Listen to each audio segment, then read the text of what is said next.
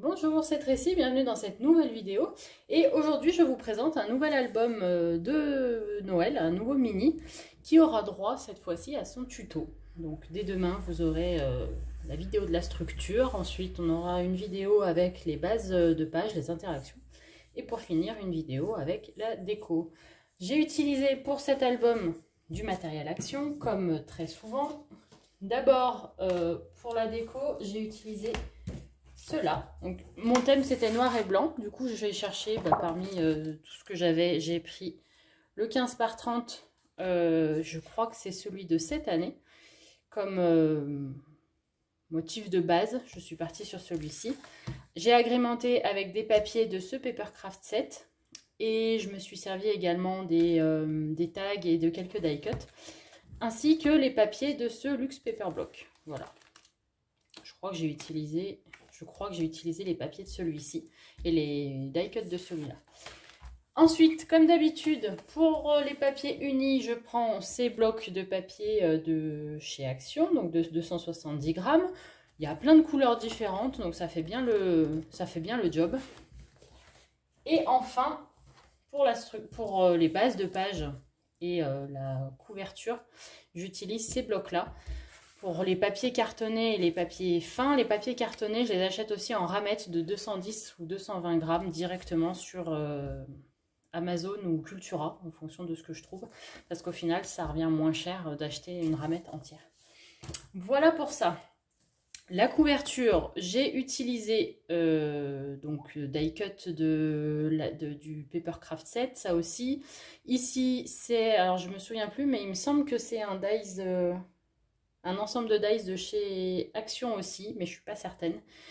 Les rubans viennent de chez Action. Enfin voilà, la majeure partie du matériel vient de chez Action. Et si c'est pas le cas, souvent les embellissements, je les trouve sur Vinted. Donc je crois que les étoiles, j'ai dû les trouver sur Vinted.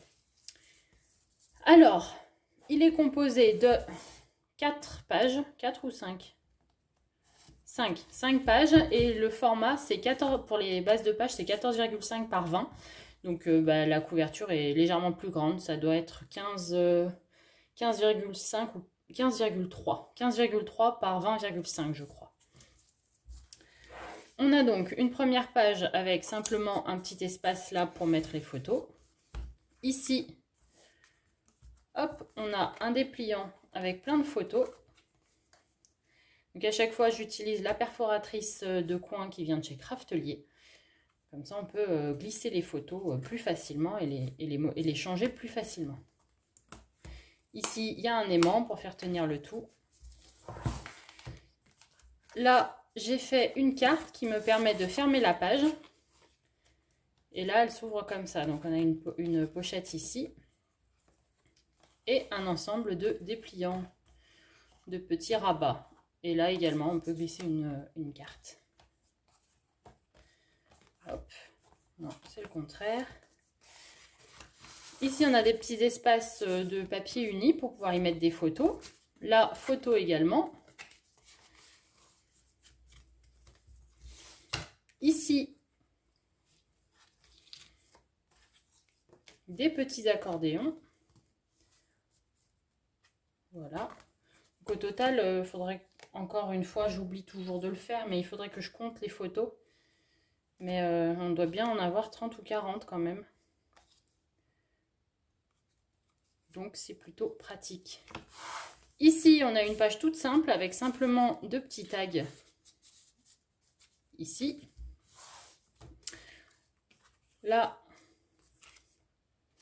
un rabat avec les petites montagnes. Bon, d'ailleurs, je viens de me rendre compte que j'avais pas maté ici. Mais voilà, faut imaginer qu'il y a du papier partout.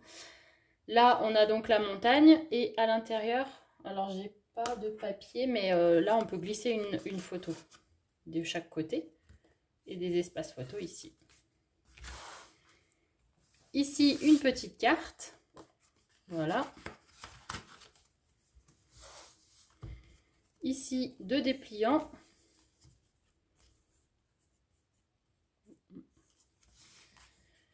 Tout est aimanté là. À nouveau, 2 petits tags qui viennent du Papercraft set. Et enfin, sur la dernière page, on a un petit pop-up avec les 4 cartes. Je trouve qu'il est plutôt facile, donc du coup je l'ai intégré au tuto et comme ça, si vous voulez vous lancer, vous pourrez le faire. Voilà pour cet album. Normalement, j'ai tout dit. J'espère que ça vous a plu et je vous dis à bientôt pour le début du tuto.